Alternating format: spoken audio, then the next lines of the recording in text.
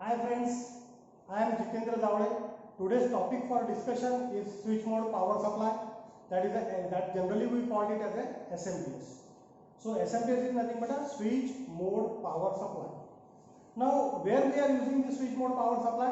Generally we find this SMPS typically in CPUs, that is a desktop computer, television sets, where we require the most stable output voltage. So in case of linear power supply, we notice that as the input voltage changes, the output voltage is also fluctuating. But we don't require this output voltage to be fluctuate. So what is the solution for that? To get the most stabilized output voltage is the regulated voltage. But again, the regulated voltage has its own limitations. So that's why the new topic, that is a switch mode power supply, is today for our discussion. So switch mode power supply, let us see the functional block diagram of the switch mode power supply. Now you can see the first input functional block diagram for the SMPS is the rectifier and the filter. To this rectifier, we are applying the input AC high voltage. That AC high voltage is supplied to the rectifier and the filter. Here, the rectifier and filter filters the AC input voltage and provide the DC voltage. Now this DC voltage is converted again back to the alternating voltage with the help of high frequency switching devices like MOSFETs. Okay, after that this high switching devices output will be fed to the high frequency transformer, where your output voltage will be either step up or step down depending upon your requirement of the output DC voltage. If you want the output voltage to be less than the input voltage, then the transformer what we are using here is the step up transformer. If the output voltage requirement is less, then we should use the step down transformer, where we call it as a buck converter.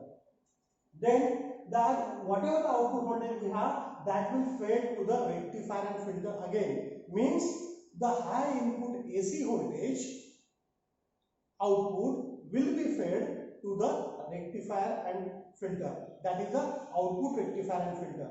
So here the point to be noted over here is that the output rectifier and filter and the input rectifier and filter are totally different. Though the functionality of the rectifier and filter will be the same, but the input frequency of the rectifier, first rectifier is 50 Hz, whereas second rectifier that will be in kilohertz. So what is the advantage of having the higher frequency rectifier at the output? So you require less amount or small amount of filter capacitor to filter out the ripples contained in the AC.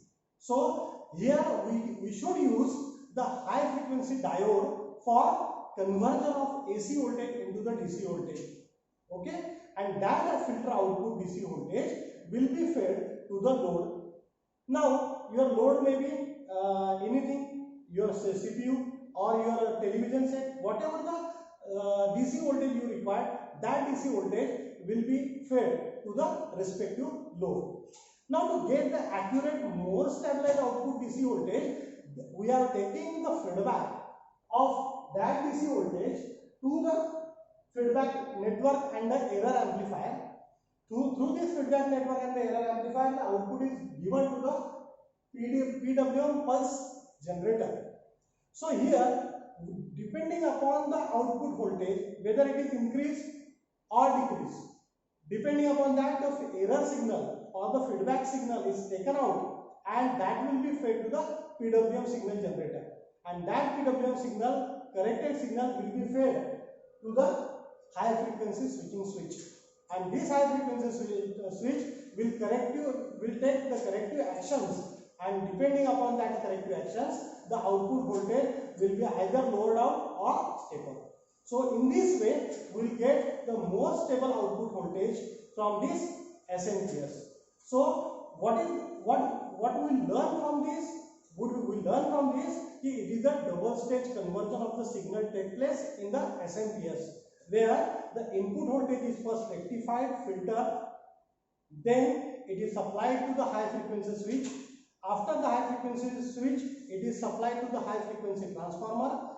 The high frequency transformer AC voltage will be applied to the high frequency rectifier and filter, and that high frequency rectifier and filter output will be fed back to the PWM signal generator, where the corrective measures will be taken out for making the output voltage more stable, and this way you will get a constant output DC voltage.